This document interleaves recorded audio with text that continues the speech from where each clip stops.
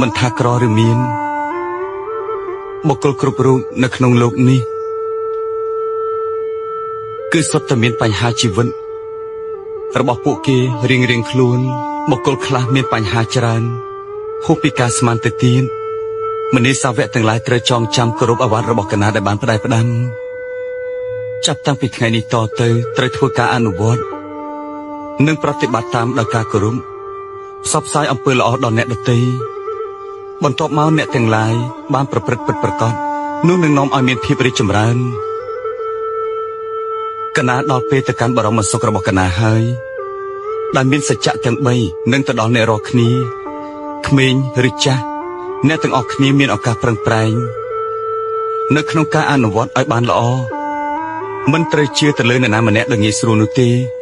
ទោះជាកណាបានត្រាស់ដឹងទេសនាក៏ដោយចុះត្រូវតែពិចារណាឲ្យបានច្បាស់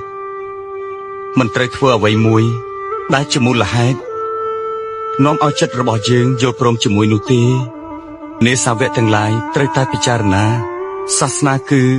មិនអចិន្ត្រៃយ៍ទេអ្វីត្រូវតែមានការបញ្ចប់នៅថ្ងៃណាមួយជាមិនខានដឹកនាំជីវិតរបស់អ្នកឲ្យទៅកាន់សេចក្តីស្ងប់បន្ទាប់ពីព្រះសង្ឃទាំង3ព្រះអង្គកណានឹងយាងចូលព្រះមហាបរិនិព្វានហើយ